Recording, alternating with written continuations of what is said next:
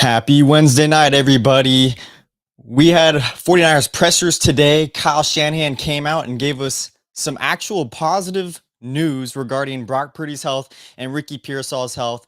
It's looking like they're probably going to be playing on Sunday. So we got some exciting stuff to talk about this episode.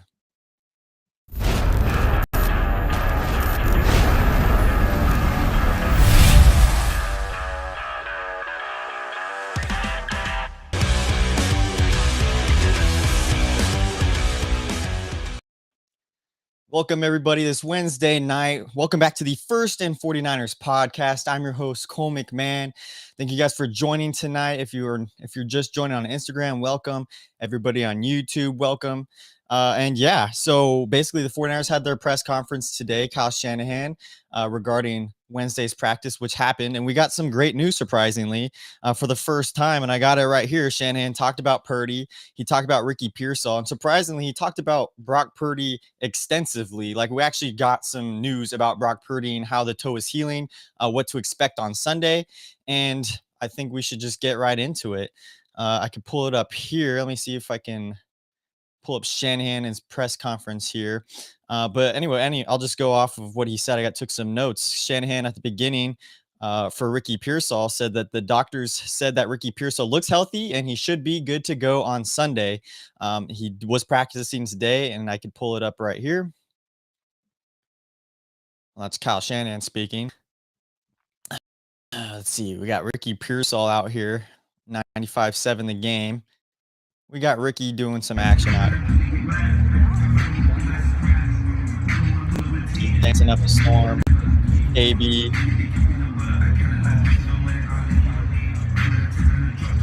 He's running some routes. He's looking a lot healthier. Great things to see from that. Shanahan also said, I think this is the breaking news today, is Brock Purdy. So what did Shanahan say about Brock Purdy? Not Brock Purdy. Brock Purdy. He said that he will most likely play on Sunday, is basically what he said. He said that he will determine Brock's return by what Purdy tells him. So basically what Purdy tells him, how he's feeling, how his toe is feeling these next couple of days of practice. He said that it's going to be some extensive practices. It's going to be pushing Purdy to his limits, basically is what Shanahan was saying. And it's great news. It's almost sounding like unless Purdy says somehow he injures his toe, hopefully it doesn't happen during practice this week, he's going to be good to go. Here's Shanahan, a little bit, 2 minutes of him talking about Purdy today. Since he's limited, does that mean that it can't be an aggressive type of practice? No, it'll be aggressive practice. We just got to put limited if it's not exactly how it normally is. So, will he be running the first team offense? Are you trying to build him toward the point where he can start on Sunday? Yes. For this week? Yes. Okay. We haven't seen practice, obviously. How has he looked as far as his mobility, accuracy, how's he looked? I think each week it's gotten better, with last week being the best. I mean, each week has been different. So if he takes a big step forward this week, like he did last week, he should have a good chance to play. A hard decision to make given how well Mac Jones has been playing recently? No, it's not a hard decision. It's just more about Brock's health. I mean, it's been awesome how Mac's played. He's been great. But we got a lot of confidence in Brock, and we know Brock will play at a high level too as long as he's healthy. What do you look at as a coach with him in terms of his mechanics and fundamentals? You watch the footwork and like his release and stuff, or is that more like you'll get to that on film? Like, what do you catch on the field? You can just feel it. I mean, a guy you've been around for a while, like I have Brock, I mean, you can just feel how the ball comes off, how he moves, how he reacts. I can get in the film room and stare at it for a lot longer than I probably should. And I could do that on the field, but I watch other things, but usually you can feel it on the field. Did you feel it against Jacksonville that it wasn't right? Yeah, it felt a little off. Yeah. Does being a preparation junkie help him get back to the field and be ready faster? It's the only way you can be. I mean, when you're hurt, if you check out in football, just with what happens every week from a game plan standpoint, from how much goes on for a quarterback and still all other positions, if you check out while you're injured, you can't come back and play right away. So there you have it, guys. Brock Purdy, the biggest quote: if he takes a big step forward this week, like he did last week, then he should have a good chance to play on Sunday. So It's looking like Brock Purdy's playing on Sunday with Ricky Pearsall is basically what I'm getting at, unless he suffers a major setback with his toe injury. And we heard it there. Shanahan kind of admitted a little bit that, yeah, I mean, putting Purdy out there against Jacksonville was a mistake. Obviously, Purdy re-injuring himself. He didn't look right in that Jacksonville Jaguars game. And this is huge. And I think this has been the biggest question for 49ers fans, not of when Brock Purdy is going to come back, but what about Mac Jones? And Shanahan said it's not really a big question for him of who to start between Purdy and Jones. It basically sounded like if Purdy's healthy enough to go, he's going to be the starter. And this is what we've all been saying, or most of us at least have been saying for weeks now. Obviously, Mac Jones has been playing great. He's 5-3 now as a starter. Even last week, Mac Jones, it wasn't his fault that the Niners lost. He completed 85% of his passes, was looking great, was accurate as heck. And that's just the tough situation right there is, I was listening to a lot of Larry Krueger, Grant Cohn and all that, and they're just saying it would be the most 49ers thing to do to, sit the hot hand, bench Mac Jones. And I think, is that a mistake to put Purdy over Mac Jones when Mac Jones has been dealing? Brock Purdy hasn't played since Jacksonville. He's going to be very rusty, I'm assuming, going into the Cardinals game. And it's kind of like, how do you balance it out?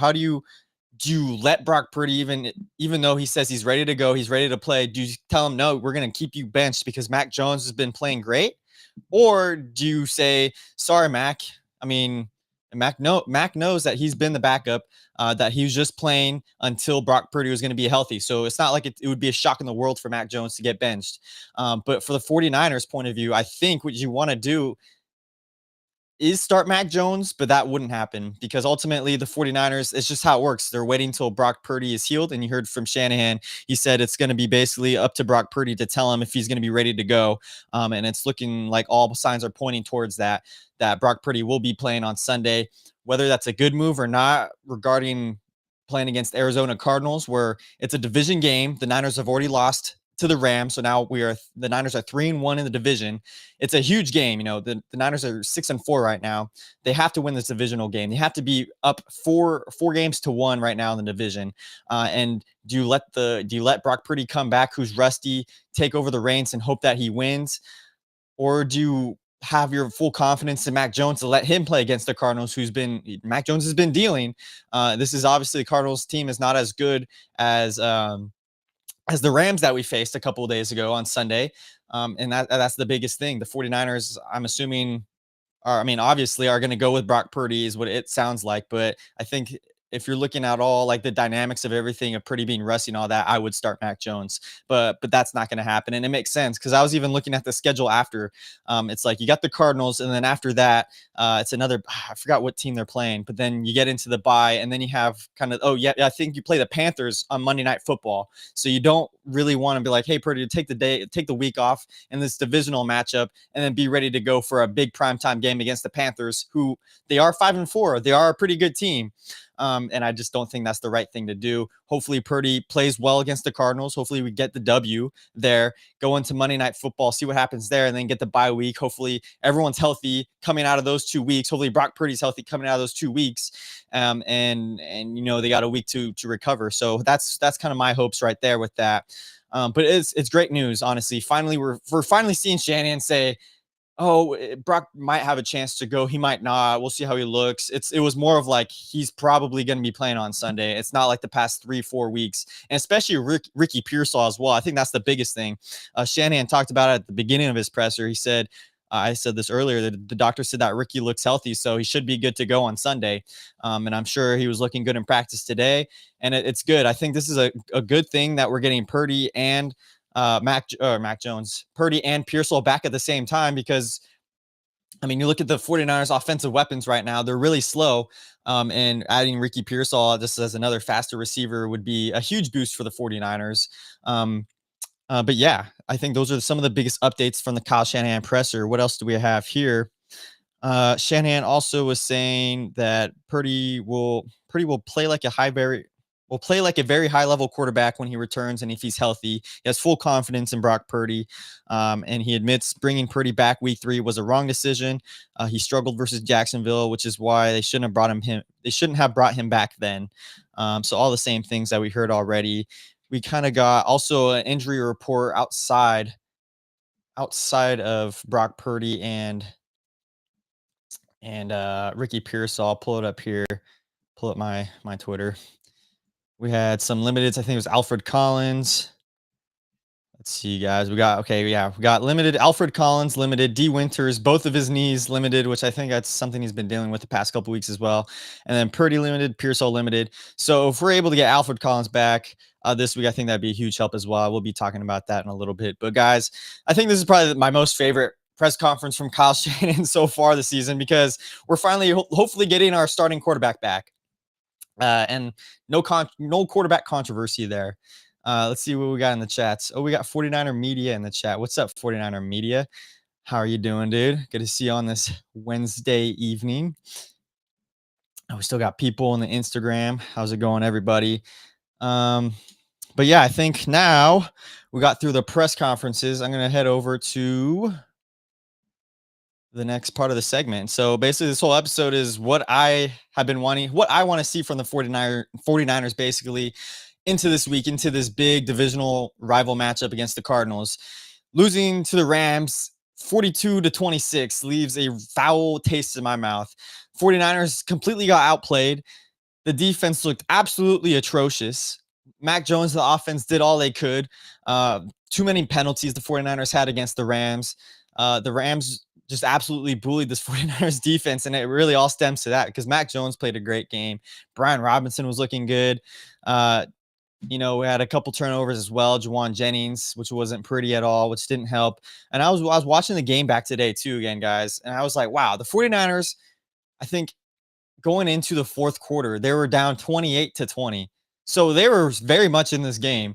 And it was really, if the defense could have got a stop or two more, and if this offense could have just got going a little bit more, the 49ers, it would have been a closer game, but ultimately the Rams, they were high powered. They weren't going to be stopped. That 3 tight end set, and it was just atrocious. So we're going to get into what my thoughts are, basically kind of what are the keys that I want to see from the 49ers going into this week 11 matchup. Now, man, this season I feel like it's been going by so fast.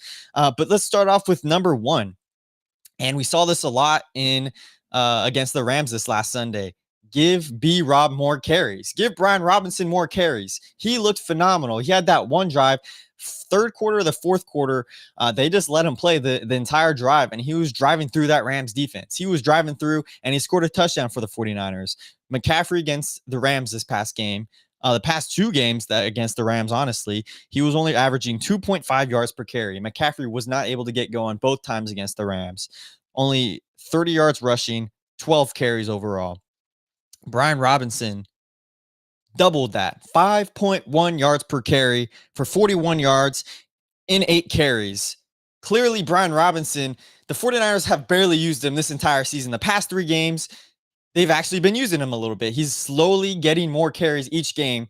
And for the 49ers, I really believe to be more successful on this offense, you got to give McCaffrey a little bit of rest because the Niners traded for Brian Robinson, who was the running back 1 for the Commanders. And, going into the season, you're like, all right, the 49ers are probably, hopefully, most likely going to be splitting more of these carries with McCaffrey and Robinson, as now we have two starting running back, two starting caliber running backs on this team. And the 49ers, for whatever reason, Shanahan hasn't done it. But it's plain obvious. McCaffrey's been having a phenomenal season, right?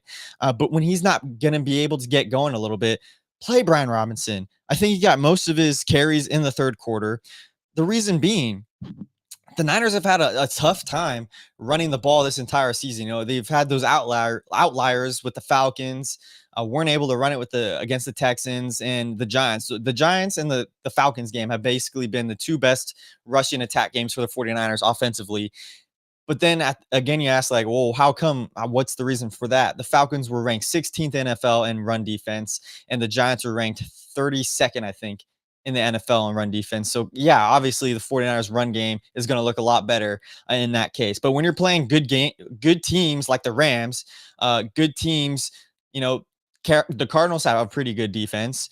And teams like this, you got to be able to split some carries. McCaffrey, if he's not going to be able to get going, get Brian Robinson in there, but get him in there earlier. He's a bigger more physical running back than Christian McCaffrey. And I was watching it in that third quarter of this game. A lot of those carries that Brian Robinson had, it was like in the middle of the line, and he was running over people. He's running over defenders because he's got that ability. He runs hard, and he knocks over these defenders, which is just a huge. It's McCaffrey's a great running back, like I said, but he's a different type of runner. He's more of that finesse runner. He'll shed a couple tackles, but at the same time, he's not going to be able to break through the line like Brian Robinson, who can literally just bulldoze through some of these guys like that. And I think that would elevate this 49ers run game so much if you use them throughout the span of the entire game, not just in increments of this game where I don't even think Robinson had a carry until this third quarter, till the second half of this game, before it was almost too little too late. So get him involved early. That's really what I want to see. Get him consistent carries in this game against the Cardinals. And a question actually asked in the Kyle Shanahan presser today was why don't we see Christian McCaffrey and Brian Robinson more in the backfield at the same time?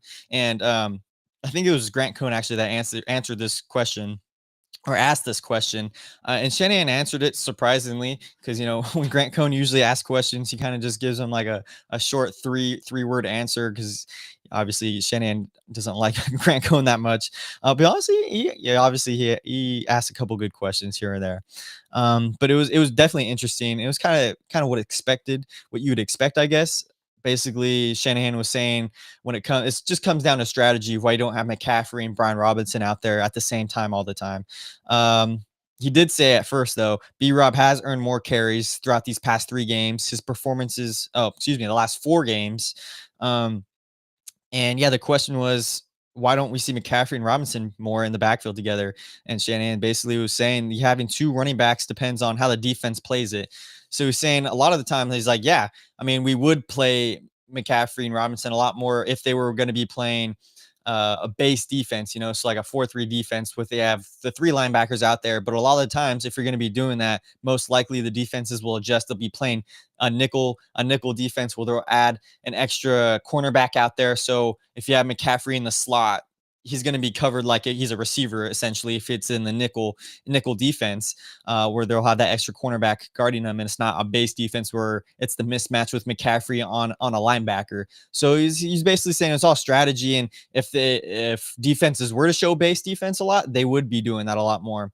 I think he also kind of mentioned, though, that Juice is kind of in that role too, though, when McCaffrey's out there and you got Juice, you could see him as a tight end. He's essentially a tight end. He's got that playmaker ability in the pass game. So I thought that was really interesting because I know that was a question going around 49ers media, 49ers Twitter and stuff like that the past couple days, is why don't we see McCaffrey more in the slot and Brian Robinson in the backfield? That's a dynamic duo. That would be, you don't know what you're going to do. And Larry Krueger actually, he kind of went over this a little bit too, kind of broke it down. He was saying essentially, though, too, Brian Robinson, when he's out there, he's not a big threat in the pass game. He did catch a pass in this last game, but he's not a threat like McCaffrey, where most of the time, if B-Rob is going to be out there, it's going to be a handoff, or he's going to be blocking for in the past offense with Mac Jones or Brock Purdy or whoever's out there. So that was really interesting. So Brian Robinson is essentially a one-trick pony when it comes to the running back role. And that's kind of who he is, though. He's a big bruising running back, doesn't provide that much like McCaffrey in the pass game. So I definitely thought that was really interesting today, hearing Shanahan answer that question, and for that question actually be asked, because I feel like a lot of people don't really ask those types of questions. Especially this far into the season. But I guess now, because Brian Robinson's been getting a lot more carries, it's kind of become more prevalent, I guess. So yeah, give Brian Robinson consistent carries in the game. I want to see it happen more and more. He's got, I think, 8 carries this last week? 8 carries. So I think last week he had 5. The week before that, he had 3 maybe. So maybe this game will get 10 or 12. That's what I'm hoping for, because Brian Robinson, he's a good running back, and we want to keep McCaffrey healthy the rest of the season. We got 2 starting caliber running backs on the team. Let's use Brian Robinson more, and he's been earning it. So I appreciate that from B-Rob. Number 2 on the list, and this is a big one because the 49ers defense was getting torched all game long against the Rams, and one of the biggest things came down to linebacker. Number 2, let Nick Martin play. Let your 3rd-round pick play. Robert Saleh a couple days ago talked about it. They asked him, why has Nick Martin not seen the field whatsoever? He's been playing special teams. Why don't we see Nick Martin over Curtis Robinson or Luke Gifford, who was who got absolutely torched this last game. Why don't we see Nick Martin? And Robert Saleh essentially said that he wasn't even in consideration at the beginning of the season when he had Fred Warner healthy, he had D Winters, and then Tatum Bethune. Those were your three linebackers essentially at the beginning of the season. And now that they're all injured and everything like that, we're all assuming, all right, it's Nick Martin time. It's the 3rd round pick time. It's the guy who continuously improved each week in the preseason to finally step in at that linebacker role. And he hasn't sniffed the field whatsoever. The Rams exclusively picked on Luke Gifford in the past game, especially in the 4th quarter. I mean, every single time Luke Gifford was out there, and Dieter was on the Larry Krueger show. Dieter, I forgot his last name, but he was talking about it, and he was saying that he was in the press box talking to Cam Inman. And it's like, look, Luke Gifford's out there. How much you want to bet right now they're going to pick on Gifford? The ball is going to go to that tight end or that receiver that he's trying to cover right now. And almost every single time it went to Luke Gifford, and 90% of the time it was a catch for a lot of yards, for multiple first downs, for touchdowns. Luke Gifford absolutely sucks in pass coverage, and rightfully so, I guess, because I think when the Niners signed him this offseason, I think he was supposed to be mainly that special teamer. He was supposed to be a special teams linebacker. And now he's thrown in the mix in this normal defense, and he was absolutely terrible. And that was one of the biggest reasons why we lost. Yeah, the 49ers defense as a whole sucked, but when they're putting those 3 tight ends out there, you got Luke Gifford out there, it was almost every single time that linebacker was getting past him. Luke Gifford is slow. Nick Martin, I mean, that's what I felt like this whole season was about. The 49ers drafted how many rookies? I mean, 8 rookies were starting at the beginning of the season almost. Let Nick Martin make these mistakes. It can't get much worse at this point. The Rams put up 42 points against the Niners. It can't get much worse. Put Nick Martin out there. Let him learn. Let him get the experience out there as a linebacker. And we just haven't seen that yet. Luke Gifford, the PFF stats, he had 29.1. That was his percentage. That was the lowest coverage grade on the 49ers defense on Sunday, 29.1. Might as well have been 0 for how many passes he was just giving up. Man, how many completions. Luke Gifford was terrible. So let Nick Martin play. Put Nick Martin out there. I want to see him with Tatum Bethune. I want to see him with D Winters. And the 49ers defense it's a whole nother story, but they gotta pick it up. They gotta make some adjustments somehow, because constantly they've gotten picked on. And the Rams game, the Bucks game, and the Texans game were all essentially the same. It seemed like the Niners were playing really soft coverage, really soft zone coverage, and receivers were getting open left and right. Devontae Adams was open every single time, essentially. Puka Nacua was open every single time, essentially. And the 49ers, secondary just wasn't able to do anything about it. And, it's a whole ordeal as well when the defensive line isn't able to get pressure. But at the end of the day, I want Nick Martin playing on Sunday against the Cardinals. Will it happen? I don't know. I don't know why they have something against not Saleh, against Nick Martin. I don't know why Robert Saleh has something against him, or Kyle Shanahan. Beats me. Essentially, they assume, I guess, Luke Gifford is better than Nick Martin at this point. He knows the defense better, or I don't know what they see in practice. But at this point, I'm like, they put up 42 points against you. Put in the rookie, put in Nick Martin.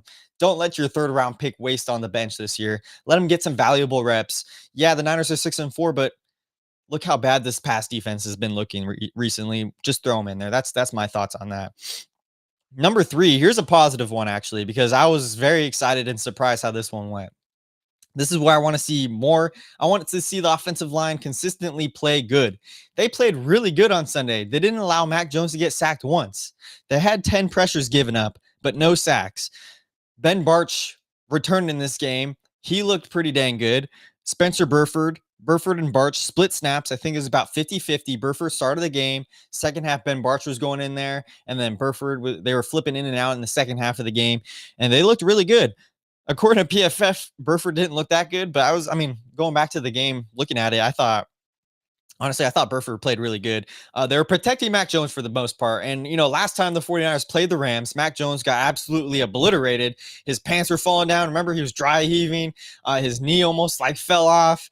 The offensive line played pretty good. And I think back then I think it was Connor Colby starting. So it's been the 49ers are slowly healing a little bit on offense, which is great news. Now we're getting potentially Purdy back, Ricky P back. And now Ben Barch is back from his high ankle sprain. He missed 4 games, I think, with that.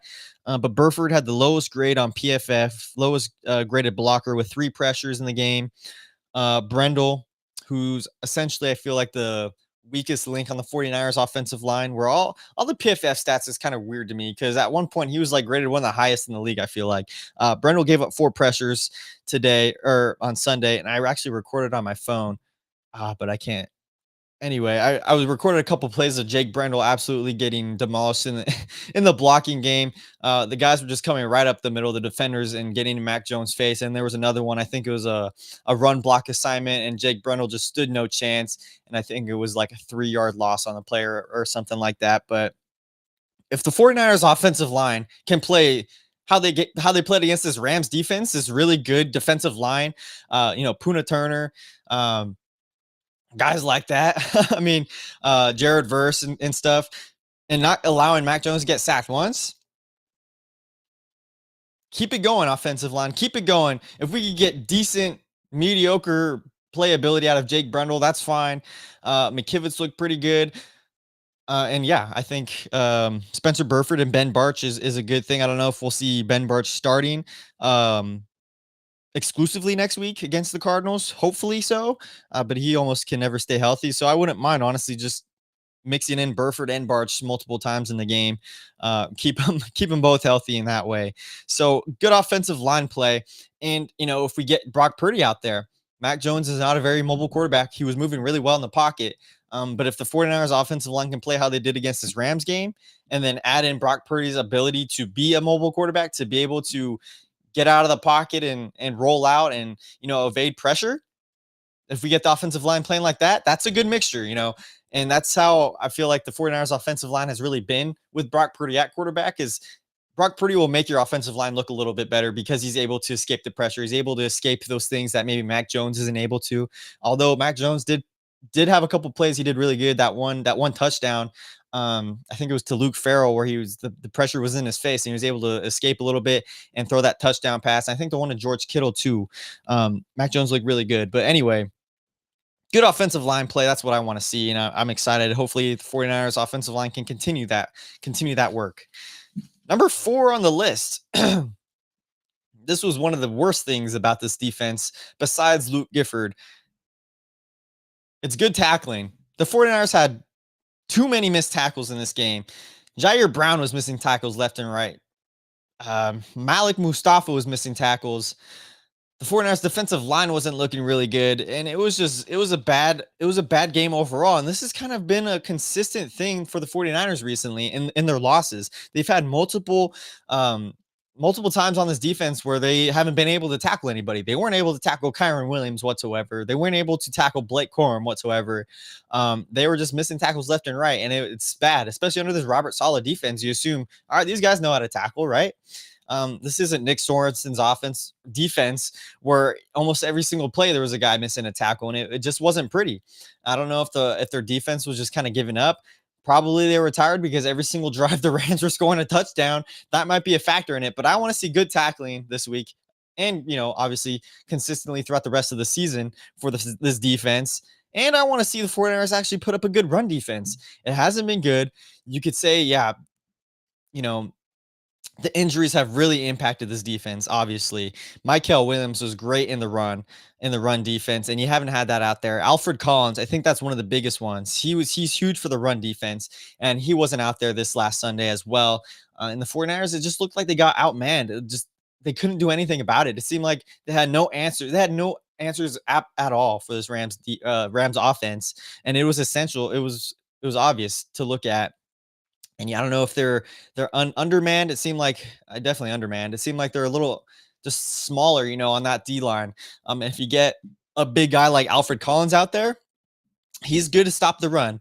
And he was limited in practice today, like I said, I think with a hip injury. So if we get Alfred Collins back out there, that would be huge. The Rams, Kyron Williams and Blake Corum totally as a whole ran 126 combined rush yards. That is not I mean, that's never a good sign for your defense and for the outcome of the game. If a team is putting up 126 rushing yards on you, chances are you're probably in the line in the run to lose that game. So we need this offense, we need this D line to do a lot better in the run defense, and we need them just make tackles. None of this just smacking him. Larry Kruger was talking about this too. Malik Mustafa is very physical. He hasn't had a great season coming back off the torn ACL.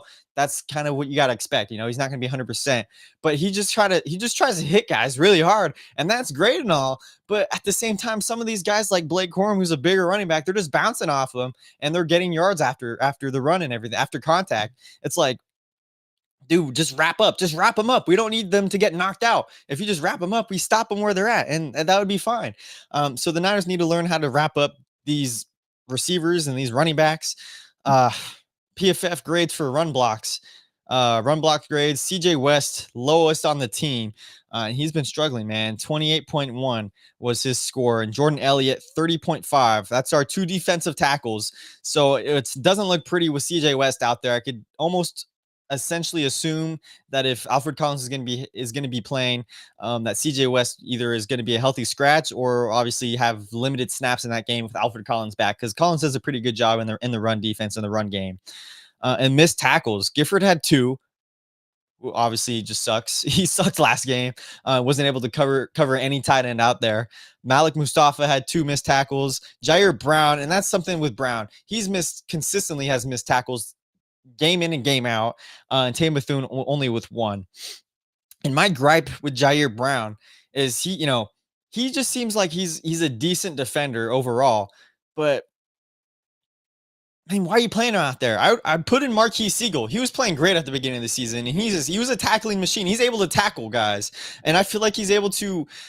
He's better in coverage as well. Jair Brown, and I've talked about this with Rich. If you guys remember, if you guys watched a couple episodes ago, Jair Brown is in the middle. He's too small of a linebacker. He's not big enough to be a linebacker, but he's almost too big to be a safety. So he's kind of that big nickel. We've seen him play that position a little bit, and he's not fast enough to cover guys all the time, and he's missing too many tackles too at the same time. He's a pretty good tackler for the most part, but he has too many missed tackles as well.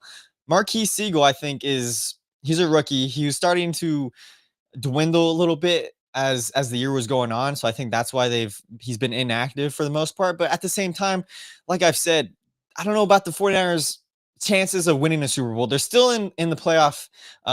They still potentially could make the playoffs. Obviously, they're 6-4, but let these rookies get more reps. Guys are getting a little more healthy. Put in Malik Mustafa and Marquis Siegel out there. Both of those guys combined are a big factor. They're just really physical, and having those two physical guys in the secondary like that, it would be huge at the safety position, because Marquis Siegel can actually tackle. So that's what my thoughts on that. On Instagram here, Daryl Mac D81. What happens if Brock comes back and doesn't look as good as Mac? Yeah, I mean, I think I've kind of been pondering that same question the past couple of days. What happens if Brock Purdy comes back? Let's say he's playing on Sunday and he looks like he's not healthy. He looks like he played against Jacksonville, where he's floating passes, where passes aren't being executed correctly. He's throwing interceptions. He's not looking mobile. I don't think you call it a quarterback controversy. That's a tough question. I think the 49ers continue to roll with Brock Purdy, essentially. If he's playing atrocious, like throwing multiple picks in a game, then you have the conversation of, okay, I think we're gonna stop you there, Brock Purdy. I think your toe is not healed completely, and let's put you on the IR. I think it's a wasted season at that point if Brock Purdy, starting quarterback, isn't able to play at the caliber he's able to play at. Let Brock Purdy sit out the rest of the season. But at the same time, it's like, well, Brock Purdy, Shanahan said that Brock's going to tell him, yeah, I'm ready to go. So at that point, you got to say, okay, Brock Purdy's healthy. And if he's not playing to his standards, then, the media, the 49ers fans everywhere, they're going to be in an outcry of, oh my gosh, this is a total quarterback controversy. Mac Jones is way better than Brock Purdy. That's what's going to happen if you say if Brock Purdy goes out there on Sunday and doesn't look good at all. But hopefully hopefully the toe is healed enough. Hopefully it's 90%. And I think if it's 90%, I think we will see a good Brock Purdy out there. He's been practicing the past 3 weeks, so he can't be completely rusty. He's moving his arm, he's moving his legs.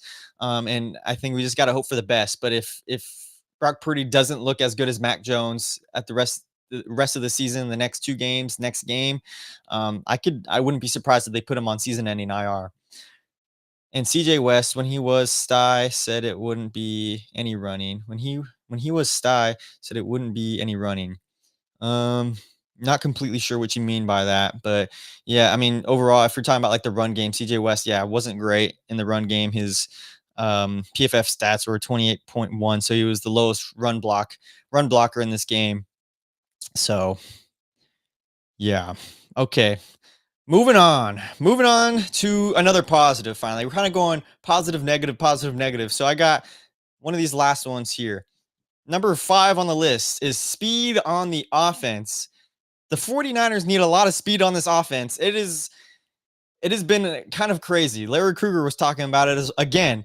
And he was saying all these guys, all the receivers that the 49ers have had this last game, outside of Sky Moore, who's not really a receiver, he's our punt returner, and Jordan Watkins, who hasn't played at all. The 49ers receivers are really slow. They don't have a guy outside of Moore and Watkins that runs faster than a 4.6.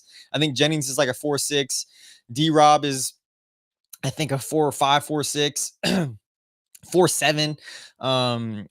And Kittle obviously is not a really fast guy either. Juice. So the 49ers need some speed on offense, and that's where Ricky Pearsall comes in handy. Having Ricky Pearsall on the field, he runs a 4.4, I think. And hopefully he's going to get some looks on Sunday, because if you get some speed on this offense, he's going to be able to go downfield. It's going to open everything up. I really believe it's going to open everything up. We're slowly getting more pieces and opening it up in the way of this 49ers offense will finally hopefully have an established run game, because a lot of the times these NFL defenses realize that, yeah, these receivers are slow, so we don't have to really play them far back. They'll play them really up close. And most of the time, if they're playing them really up close and it's a run play, everyone's surrounding Christian McCaffrey or Brian Robinson already. So they're already right there in the run game. If you finally add a deep field threat like Ricky Pearsall, that opens the run game up a little bit. It opens the field. I mean, if Brock Purdy's out there, he's going to be throwing shots down to Ricky Pearsall. That connection was looking great. And especially if you add Jordan Watkins in the mix. I really want the Niners to play Jordan Watkins. He's got 4.3 speed. He's only had 2 catches, I think, so far in his career with the Niners. And I think he's got a lot of potential for the 49ers. And adding him, Ricky Pearsall, Jordan Watkins, Jawan Jennings, and D-Rob, that's a good 4 receivers right there. And that's a lot of options for Brock Purdy or Mac Jones. And then obviously I got to add in George Kittle and Christian McCaffrey. So I think Ricky Pearsall is really going to come in handy for the 49ers down the stretch. And I really believe that the 49ers need to implement Jordan Watkins more, because I think especially with this defense, the 49ers are going to need to put up 30 plus points per game. George Kittle talked about it. He said, yeah, we got to carry this defense on our back because they're struggling right now. It's a young defense, a lot of injuries. We need to be putting up points. We need to be able to put up 31 points when teams put up 30 points, and adding that deep field threat is essential, especially if you're down in games. You can't be checking down every single time. If you're down 2 touchdowns in the third quarter, you're not going to have enough time to win games like that. You're going to have to be able to push the ball down the field. And I think that's where Ricky Pearsall comes in handy. Someone got a new cam. Looks crisp. Yeah, the faithful Den. It looks pretty good. I appreciate it. Yeah, I've had this camera for a while, and this is probably my 3rd episode now recording with it. This is actually my mom's camera, but she doesn't use it that much. But I've been using it for my work now and everything. And I finally got like the adapter piece and everything. And yeah, it looks pretty good. I appreciate that. Thanks for commenting on that. I think it really levels up the podcast a little bit. So that's what I was going for. And definitely better than my MacBook camera. But yeah, that was number 5 on the list, guys. More speed on the offense, adding Jordan Watkins, adding Ricky Pearsall out there who's a 4.4 speed. Okay.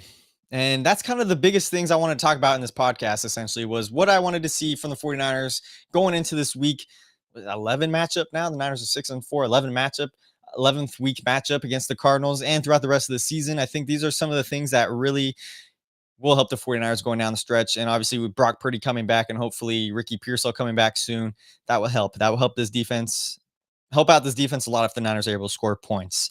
So moving aside from that, I want to introduce something new here, guys.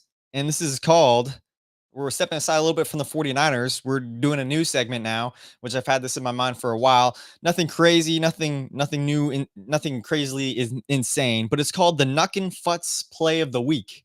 That's right, the Nuck and Futz Play of the Week. And let's get right into it. I'll show you guys right now.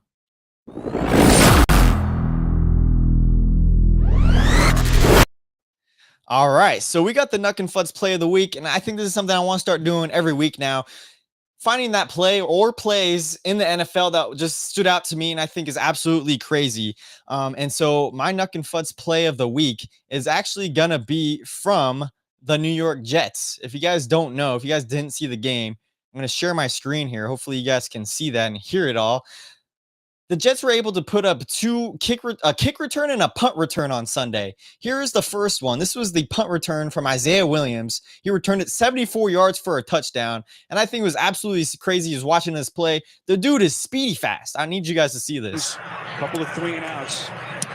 Sandwiching that 95-yard touchdown drive. Bojorquez's punt. Look how fast this guy There's a is. flag thrown here. Now, he's faster than anybody the 49ers have on this team. No way. Maybe Sky Moore. Look at that, 74 yards for a touchdown. It might be on the Jets' vice for blocking out of bounds. But not only did the Jets score once on a return from a kick, they did it twice. They did it 2 times in one game. 74-yard punt return. And then 99-yard kick return from Kene Nwangwu. Look at this, guys. 5-yard drive, aided by a couple of defensive penalties against the Jets. And that's where we sit. Schmidt's kick. And it's just short of the end zone. Plus the 40, 50. One man to beat, and he's going to score. Unbelievable. So we got 99 yards. With the answer they were looking for. Touchdown for the Jets. Those are the 2 Nuck and Futz plays of this week, guys. And I bring that up because I was watching these plays. I was like, oh, no way. The Jets scored on a punt return. They did it twice in one game. And I bring this up. It's Nuck and Futz to me because the 49ers haven't done that in 11 years, in 14 years. The last time the 49ers ran a punt back was Ted Ginn Jr. on September 11th, 2011. That was the last time the Niners were able to score a touchdown on a punt return. And I say this now because I want the 49ers to kind of finally do it.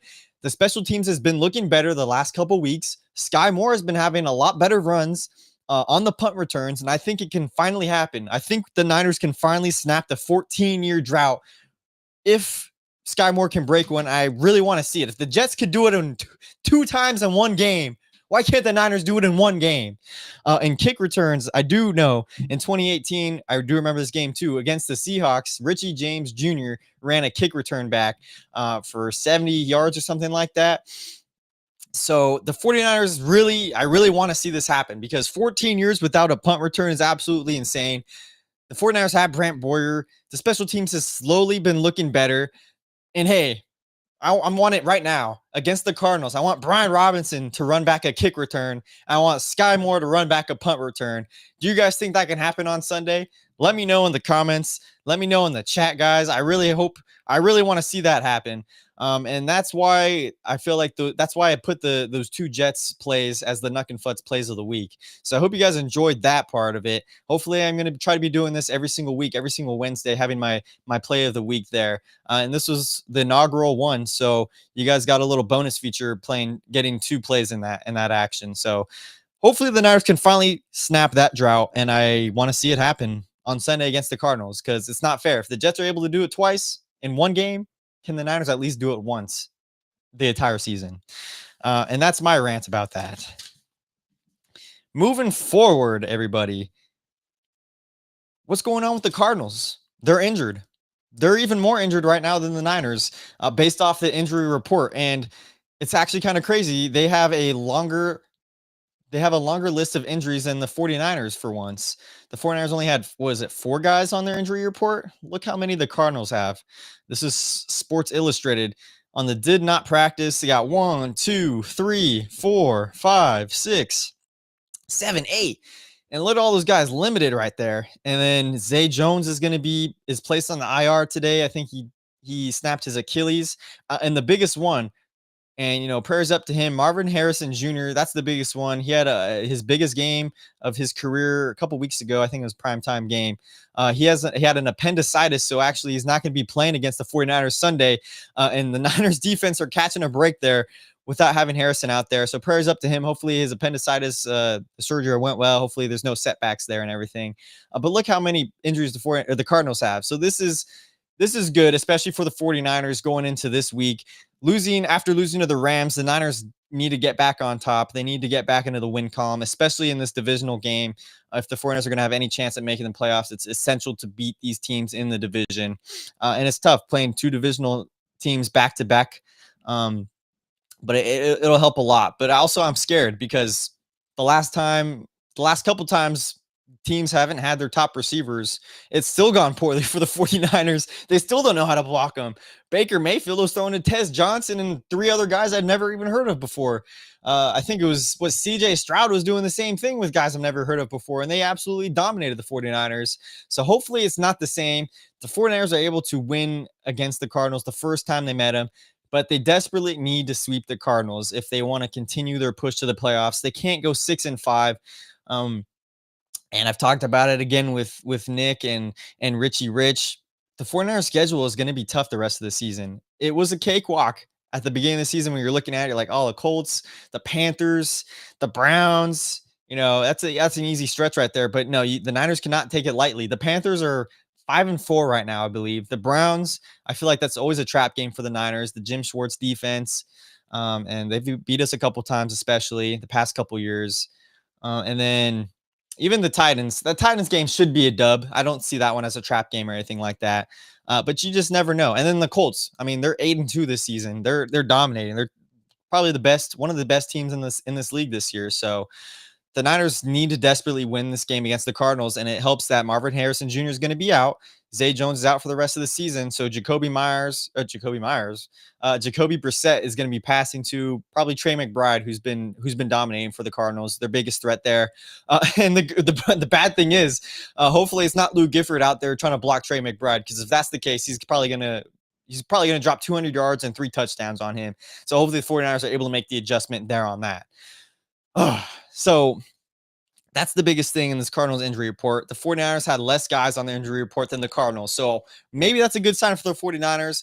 If you want to look at it too, the 49ers have been on this pattern, and I brought this up, I think, before this Rams game. They've been going win, loss, win, loss, win, loss. So the 49ers lost this last game against the Rams. So if you're going back into the pattern, it's projected to be a dub against the Cardinals, and the Niners should, because they're a better team offensively, especially. And yeah, hopefully it happens. But yeah, guys, that is gonna do it for this episode. Leave a like, leave a comment. Should Brock Purdy play on Sunday? Let me know in the comments below. Let me know in the chat what you guys think.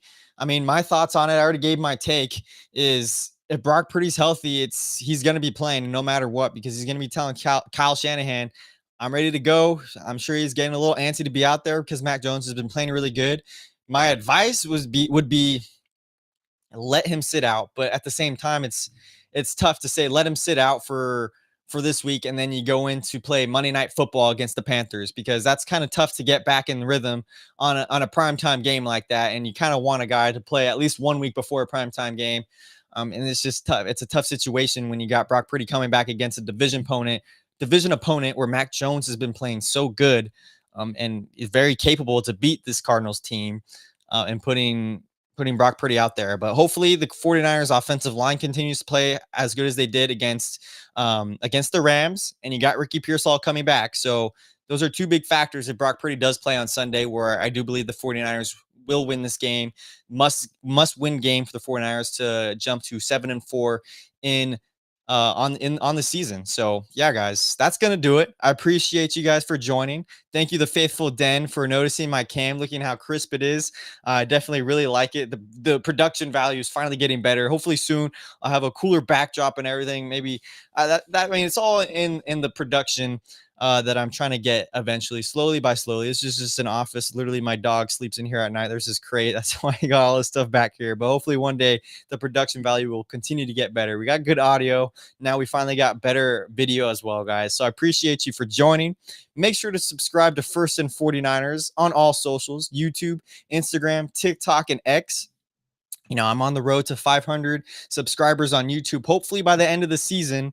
And on Instagram, I'm getting close to 7,000 followers there. I'm trying to get to 10,000 by the end of the season. Make sure to spread the word. Tell your 49ers friends. Tell the faithful, everybody. Thank you guys for joining. And I'm going to try to be more consistent about being on live, hopefully more often at 7 o'clock on Wednesdays. I think that might be the best time for me. So thank you guys once again. And then I should be trying to go live either Friday or Saturdays this week, guys. So just stay tuned. Stay tuned on Instagram. More things will be happening. I appreciate you guys. Make sure also follow me on Spotify and Apple Podcasts or anywhere you get your podcasts. Thanks again, guys, for joining. And I hope you guys liked it. Have a good one. Go Niners and stay faithful, baby. Touchdown!